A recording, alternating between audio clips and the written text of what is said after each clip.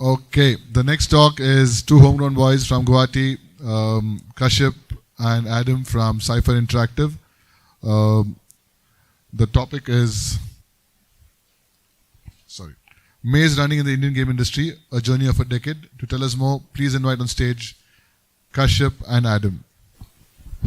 Hello, I'm Kashyap and he's Adam from Psypher Interactive, and it's all about our journey, and we've been surviving in the Indian industry for more than a decade now. So this is our story, and we just wanted to share with you guys. So basically what we'll be talking about is how we've managed to come however further we've come as individuals and as part of our company now, Psypher Interactive. So most of our guys are not here, but since we both stay in Guwahati, we've come and Machaya has called on us to show that even coming from a small city this side of the country, you can make an impact in the industry. So firstly, I'd like to introduce myself properly. My name's Adam Aziz. I have been in the Indian gaming industry when there was no gaming industry. You would work for small corporates that had offices here and there. You would be called weird names like associate designer, graphic artist, and many more segments that they could put you in. So right now we both have quite, like the title suggests, we have more than a decade of experience doing all kinds of odd jobs and bootstrapping the company we're working now without... We're still bootstrapped. Yeah, we are still bootstrapped. So we have not gone for any kind of funding yet. We have been managing to pull off whatever we've pulled off by bootstrapping, and we are currently developing our own IP called Cosmic Race.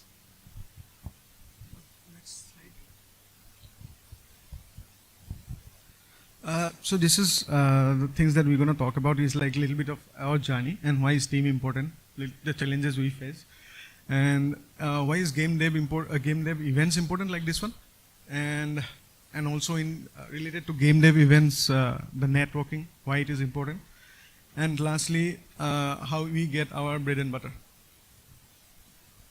And our story is very much similar to Pecro.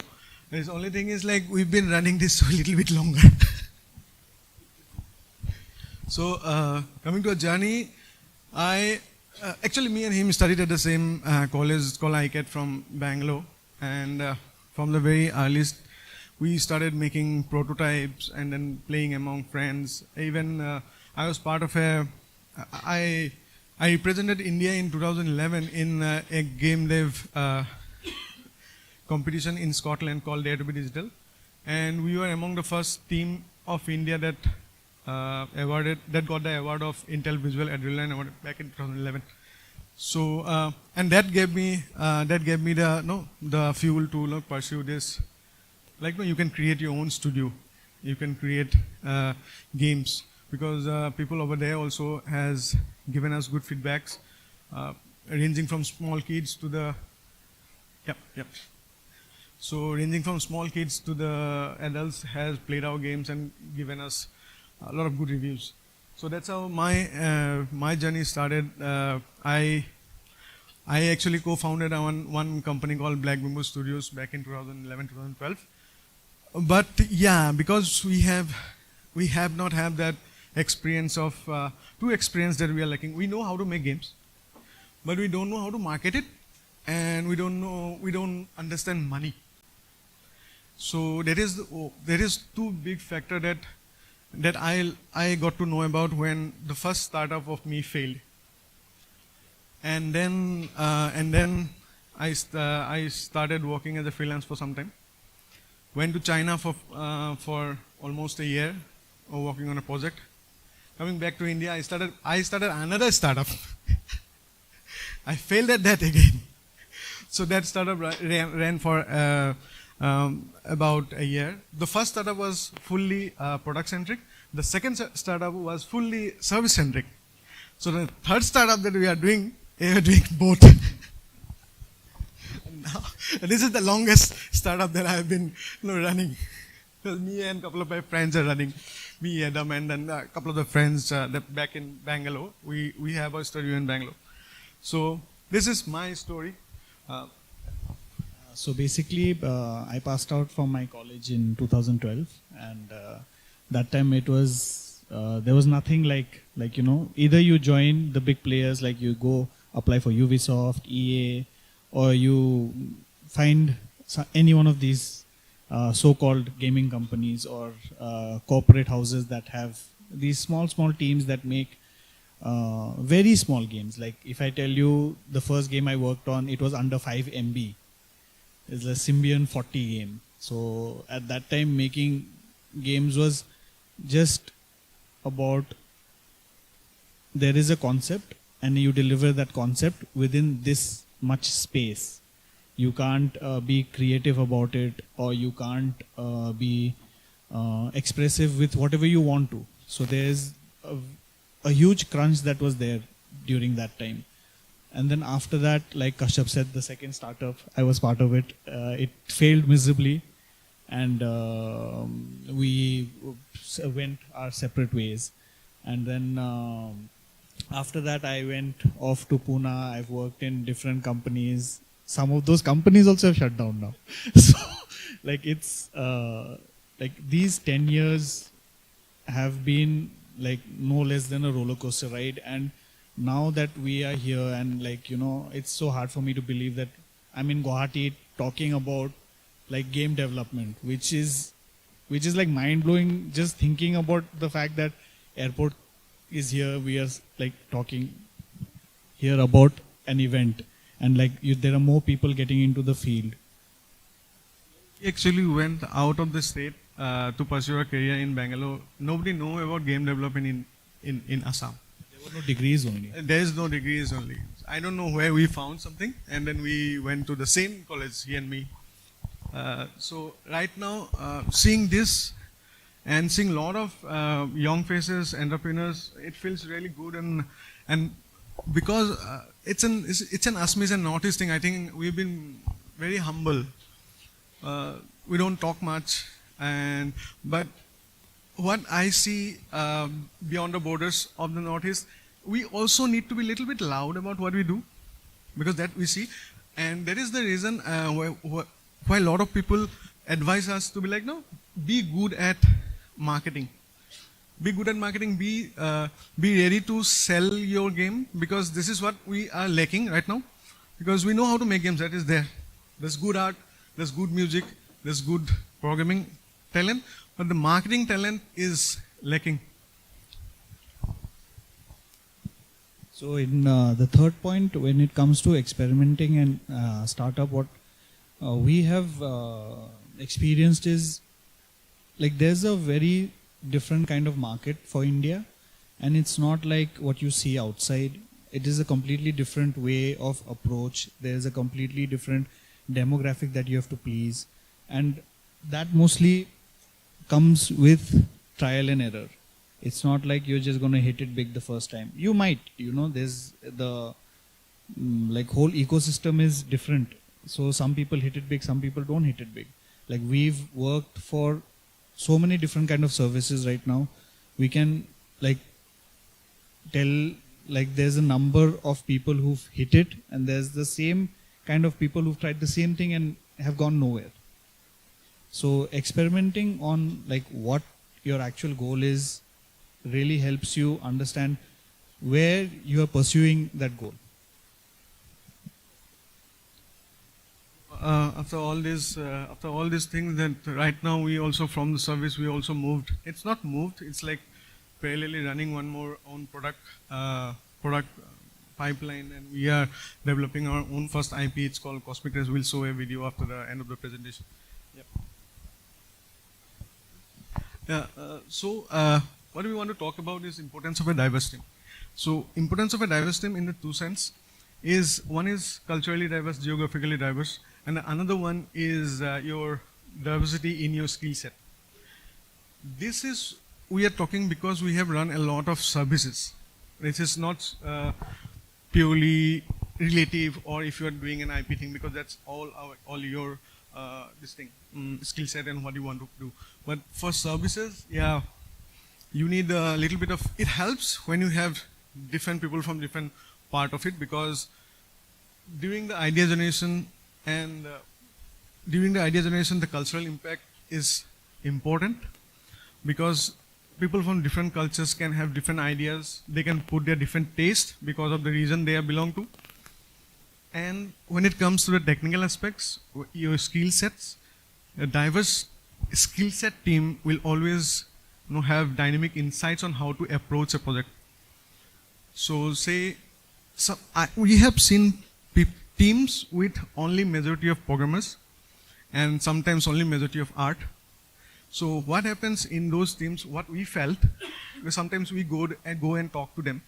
So what we felt is like, because if there's an art team only, so they will think only from the art perspective, in the sense how say this a particle system is there. So how to make the particle system only using art. Now say you have a shader programmer, you have a programmer and an artist, so you can combine all these three and make that particle system even better with also optimized way. So that's the importance of having a diverse team in both culturally and in dev skill set. Another thing I'd like to add to Kashyap's point is the diversity of your team actually helps you in areas that you personally lack. Like suppose I'll talk about our team in general. So everybody in our team is art inclined.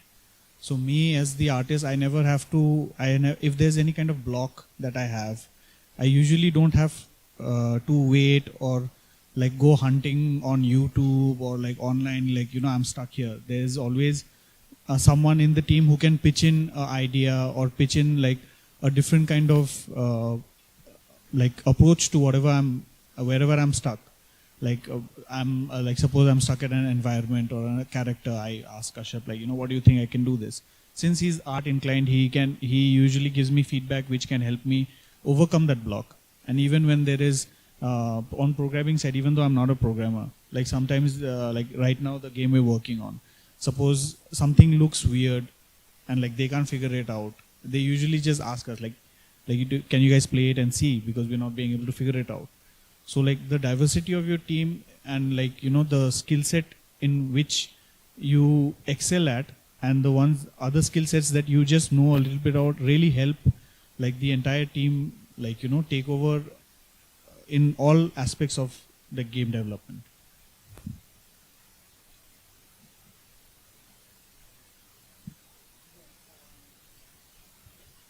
So these are the challenges and obstacles that we faced, and we picked that art from Mario. The first game that has a lot of obstacles and challenges. So in business, what I think personally, and my partner Aziz thinks personally, is like there's 3 S in the business. Not S, but S in the business. It's the survivability, and then sustainability, and then scalability. Those are the 3 S's. So to overcome all 3 S's to like make it like there where you can like say that we've done it. So same like business, 3 S's, and in game design there are 3 C's. It's character, control, and camera. So I'm just putting it. It's like I have figured it out. Business 3 S's, game design 3 C's. So early days, this we are talking about the perspective of Psypher Interactive, the early days survivability. So the moment we started Psypher Interactive, the first point we thought of, we need to pay monthly salaries to our guys. Like we are a bunch of friends, but still we need to pay them the compensation that we, like they are trusting their valuable time with us. So securing work is the biggest thing. And why? Because we just started out, our portfolio is very less. We had taken a lot of risk of presenting ourselves. We had to talk more because our portfolio is small. But then we were kind of fortunate, because one of the big guys that we have worked with is MPL, our first client. that has given us all the opportunities to work with, and then financially also they supported us to the team that we are today. Basically, on aspects of that, just securing work, usually when you're just starting off, it's very difficult because first of all, you have no repo. Like no one knows you, no one trusts you. And then on top of that, if you have more than 4 or 5 people, it gets hard, right? Like, you know, you have to think about their expenses and like how, like, you know, how and why they should stay with you. Like they don't just, like some people, like in the indie industry, it's not like you just pay someone and then they will stay with you. Sometimes they have their own ambitions and goals. Like they want, like we've been together for like more than around 8 years now. So we have like a certain goal that we want to achieve. That's why we've stuck through thick and thin. So it's not just been like, you know, oh, we'll do this project, we'll make this much money and we'll spend the money this way. We've got whatever we've got throughout the years because of what we've developed as a team. So assembling the team at the conception of your company is also really important. After the survivability, it comes the sustaining, because now you know that you can survive. Now you have to like sustain it for a long. This is the biggest, what I feel is the biggest tough job to be, and also for a bootstrap company, this is the longest term.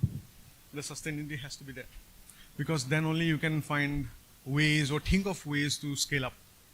So for us, the sustaining thing is building the reputations, continuing a good relationships with your client, because this is all service, because our heart and soul was service before we move into IP. Like we still do service. So yeah, and also sustaining one more thing is like, you know, going with the competitions, going with the trends, industry trends, and that is also one of the reasons that we try to go to different dev events, game events, either it would be B2B or B2C, so that we should know what's the market trend is and what's the technology has been used to cater to these trends. On scaling our goals, like Kashyap said in the previous point, after you're sustaining and then you've reached a point where you know, like, you know, there's another 10 projects down the line. So what do you do then? Like how do you decide when to set in your real goals? Like suppose for us, it was like developing our IP eventually after working on services for around 7 years.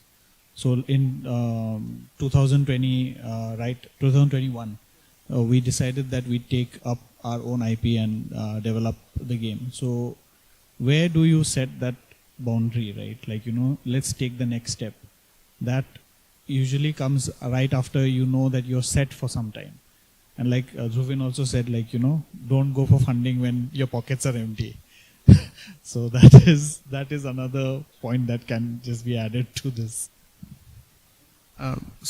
Scaling our goals also means like, you know, growth within the team. Like Rekro also mentioned, your teammates need to, your goals need to be aligned, and your teammates need to be comfortable enough with you to stick to you for a longer time. So the growth within the team is also what we are doing right now. We are at that phase right now. So and developing IPs, and also as Rekro again mentioned, we are also trying to, you know, carve the path for the community.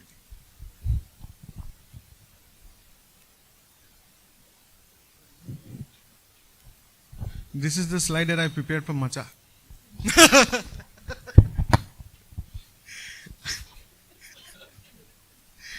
So actually it helped us. With a lot of connections and a lot of works that we actually picked up is because we are going to game dev events, mostly IGDC, IGS and all.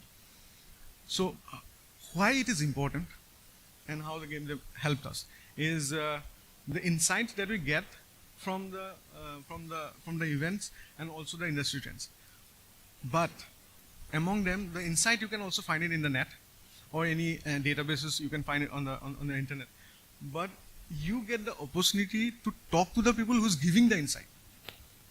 Like you get to talk to a developer of a game who you've been following in the internet, but in an offline event like this one, you can actually talk to that guy. So that's that one-to-one interaction actually helped a lot of things. And the second point was opportunities and collaboration and discovering talents.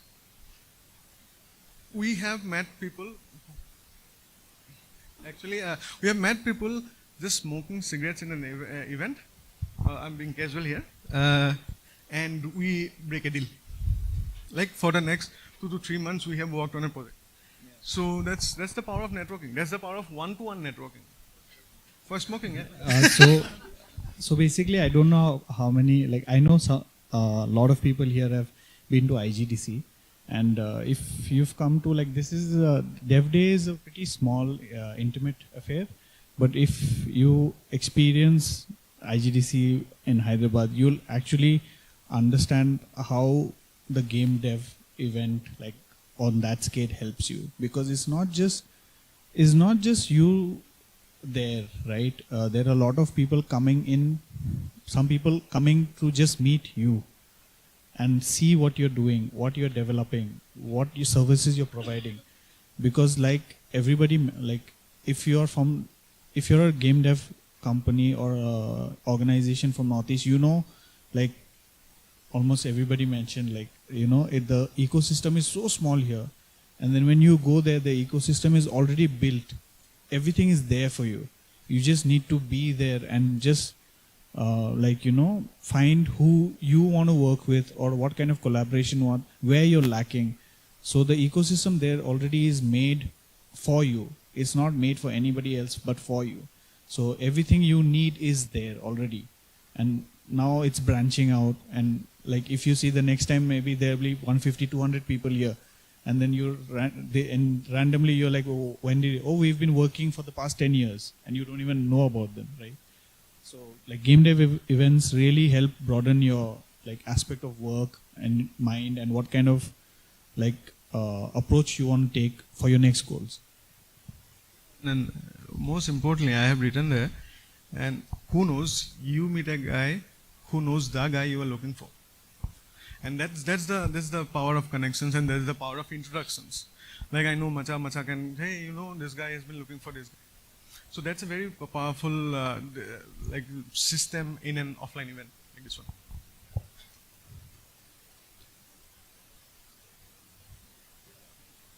This is basically what we talked about. This is just the pictures. The importance of knowing and connecting with people. And always remember to say hi. And that small cartoon is saying.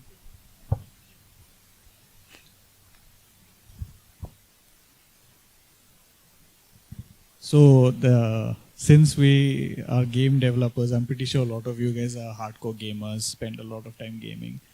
And I believe being a game developer itself, like, you know, it's like finding like space to work and play. It is like the title says, work and play, the eternal conflict. So what we basically do at Psypher is we don't just work on what we are doing, like developing. What we do is we usually play games together, and then we discuss like upcoming games, and then like, you know, check out like Steam Fest, and then a lot of other games that are being developed. So we have like these internal conversations or gossips over Discord calls, or like when we meet up, that, you know, market, what is the market doing? Like what are we catering to? What kind of places are we like going to go? Where is our game going to show? What kind of audience? So we usually do all this while playing. It's not just usually come, let's get together and just play for fun. Like we do play for fun, but also like, you know, you can attach work to it some way or the other. And the another thing that we always do is defining goals and deadlines, because that is very important for us as a service company. That is very important to us, and that's also taught us how to do the same thing in developing our own IPs. So we have Slack channels, we have ClickUps, and also our core team members are part of the whole Slack ClickUp, so that our art director will know what the technical things are going on. Our technical director would know what the art thing is going on. So it's sometimes some problems are to be done by the both of them. So that is why on the top layer everything is exposed. On the down layer it goes task. You have task this much and you have to do that task.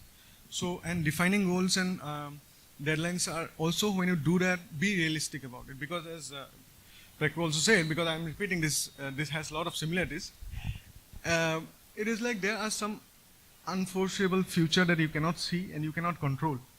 So when you define your deadlines, you have to account all these things for. So have a little bit of buffer for yourself and also for your team, because I know if I'm strong enough and I'm all well for the next month, I can deliver this project. But if I say that for that project to be delivered in the next month, then I have to work like 8 hours a day for the next month. But then I could have some emergency, I could have something else, my team could have something else. So those kind of things you cannot factor in when you are planning. So have a little bit of buffer when you do deadlines and defining your goals. Another important thing that I wanted to talk about is having an open communication between your team. I think it's good to be good. That could be a screaming session. Screaming session is you like shout at each other. There is no censorship. Shout at each other, but deliver the project on time. That is way better deal than sweet to each other and get your deal cancelled. Yeah, because open communication is really important when you're actually dealing, like in a service company like ours, like there is no space for like, ego and like, oh, I can't do this then, or I can't do this then. Like you can't keep that with you. You have to like, be open about it, because like when it comes to services, like the client's not going to like, oh, you guys are having a bad day. So those things don't exist like when you're in like the service field.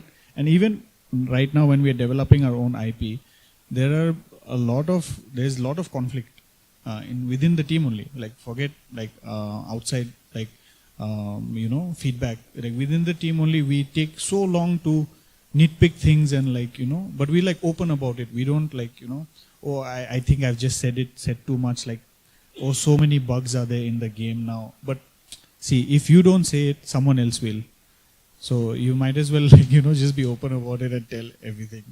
Like Kashyap said, the screaming session. We have a screaming session. There's like a specific day that we come on Discord calls and scream at each other on what's happening or what's not happening in the company. And the last point that we wrote there is playing is part of the exercise. Yeah, because the teamwork and understanding and open communications also are there when you play a game like Valorant, when you play a game like Dota. And you have, so we play. We play, and through the playing sessions, I think our whole team came this close because of the playing sessions that we have with each other. Because work to anyways we will do. Work we'll do for money or the passion or whatever it is. But the playing is purely, and then playing there is no senior junior. I can be a senior in the team, but in the playing I am noob, so my junior can have that right to like, kya khel raha hai? Yeah, so that's the playing is the part of the exercise thing.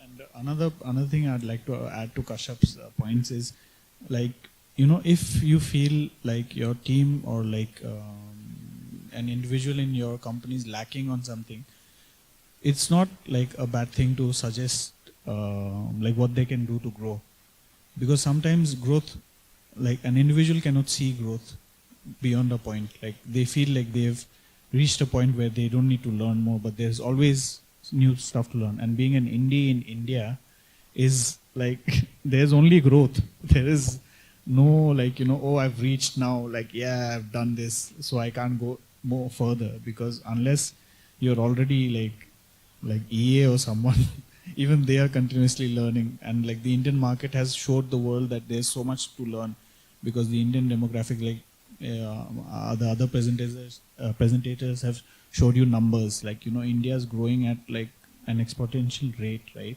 So always think about growth. And like you have to be 100% sure that you don't know shit. Like that has to be 100% sure, because there's lot more shit to be learned.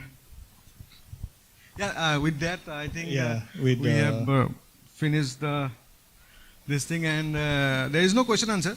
If you want to talk to us, we'll be outside.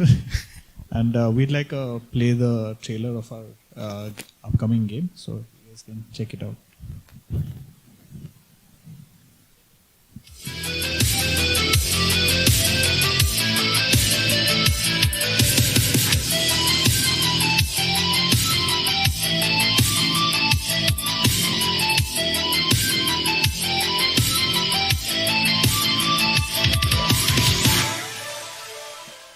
It's a super short teaser, and hopefully next time we'll show you an updated video. This is pretty old. Thank you so much.